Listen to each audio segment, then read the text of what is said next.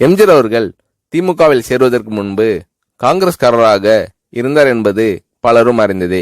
1933களில் காங்கிரஸ் இயக்கத்தில் உறுப்பினராக அல்லாமல் அக்கட்சியின் உண்மை ஊழியனாக மட்டுமே இருந்த எம்ஜிஆர் அவர்களை காங்கிரஸ் கட்சிக்குள் ஈர்த்தது காந்தியின் கொள்கைகளே முதல் காரணமாக இருந்தது என்றாலும் சுபாஷ் சந்திர போஸும் எம்ஜிஆர் அவர்களுக்கு பிடித்தமான தலைவராக இருந்ததும் தான்.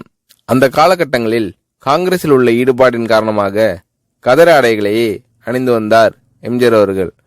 அந்த காலகட்டங்களில் கள்ளுக்கடை, சாராய கடைகளுக்கு எதிராக மறியல் போராட்டம் தீவிரமாக நடைபெற்று வந்தபோது அப்போராட்டத்தில் தனது இளமை பருவத்திலே கலந்து கொண்டு தனது நாட்டுப்பற்றை வெளிப்படுத்தியவர் எம்ஜிஆர் அவர்கள். திரைப்படங்களில் குடிப்பழக்கம் உள்ள கதாபாத்திரங்களில் கூட நடிக்க விரும்பாததற்கு காரணம் இளமை காலம் தொட்டே அதன் எதிர்ப்பில் எம்ஜிஆர் அவர்கள் தீவிரமாக இருந்ததே ஆகும். எம்ஜிஆர் அவர்கள் தனது சிறு வயதில் சென்னை வால்டாக் சாலை பகுதியில் தனது அண்ணன் சக்கரபாணி மற்றும் தனது தாயாருடன் வசித்து வந்த சமயத்தில் Madurai original boys company Chennai ஒற்றவாடை தியேட்டரில் நடத்தி வந்த பதிபக்தி நாடகத்தில் நடித்து கொண்டிருந்தார் எம்ஜிஆர் அவர்கள். அப்போது எம்ஜிஆர் அவர்களுக்கு வயது சுமார் 12. அந்த நாடகம் குடிப்பழக்கத்தால் ஏற்படும் தீமைகளை விளக்குவதாக அமைந்தது.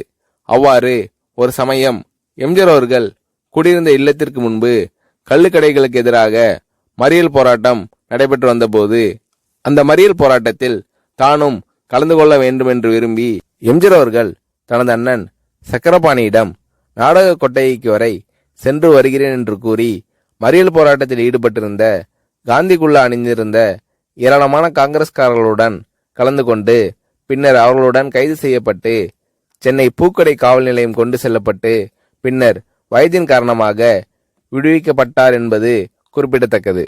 அது மட்டுமின்றி அக்காலகட்டங்களில் காந்தியவாதியாக இருந்த எம்ஜிஆர் அவர்களுக்கு காங்கிரஸ் மீது எந்த அளவு பற்றுதல் இருந்ததோ அதே அளவு காந்தியடிகள் மீதும் பற்றுதல் இருந்தது. அப்போது எப்படியும் காந்தியடிகளை சந்தித்து காந்தியடிகளின் ஆசியை பெற்றுவிட வேண்டும் என்பது எம்ஜிஆர் அவர்களின் ஆழ்ந்த எண்ணமாக இருந்து வந்தது. காந்தியடிகளை சந்திக்க வேண்டும் என்ற எம்ஜிஆர் அவர்களின் உண்மையான உணர்விற்கு வழியும் கிடைத்தது. அப்போது எம்ஜிஆர் அவர்களும் அவரின் அண்ணன் சக்கரபாணியும் நடித்து வந்த ஒரிஜினல் பாய்ஸ் கம்பெனி சென்னையை விட்டு வெளியூர்களுக்கு நாடகம் நடத்த புறப்பட்டது. அக்கம்பெனி காரைக்குடியில் நாடகம் நடத்தி கொண்டிருந்த சமயத்தில் தமிழகத்திற்கு சுற்றுப்பயணமாக வந்திருந்த காந்தியடிகள் காரைக்குடியில் நடைபெற்ற பொதுக்கூட்டம் ஒன்றில் பேசிக் கொண்டிருந்ததை அறிந்த எம்ஜிஆர் அவர்கள் நாடகம் முடிந்த கையோடு அண்ணன் சக்கரபாணி மற்றும் நாடக நடிகர் KP கேசவன் போன்றவர்களுடன் சென்று அக்கூட்டத்தில் கலந்து கொண்டார் எம்ஜிஆர் அவர்கள். அப்போது காந்தியடிகள் குவைட்டா பூகம்பத்தில் பாதிக்கப்பட்டவர்களுக்கு நிதியுதவி வழங்குமாறு கேட்டுக்கொண்டார்.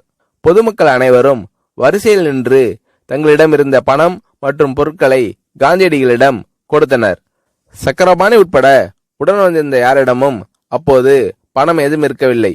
உடனே எம்ஜிஆர் அவர்கள் தான் நடித்த நாடகத்திற்காக தான் பெற்று வைத்திருந்த 2 அணாவை காந்தியடிகளிடம் கொடுத்து அவரது காலை தொட்டு வணங்கி ஆசி பெற்றுக் கொண்டார். தனது திரைப்படங்களில் தனது அரசியல் ஆசான் பேரறிஞர் அண்ணா அவர்களுக்கு எப்படி உயர்ந்த இடம் அளித்து கௌரவப்படுத்தினாரோ அதே போன்று காந்தியடிகளையும் காந்திய கொள்கைகளையும் தனது திரைப்படங்களில் நினைவு கூற தவறவில்லை எம்ஜிஆர் அவர்கள்.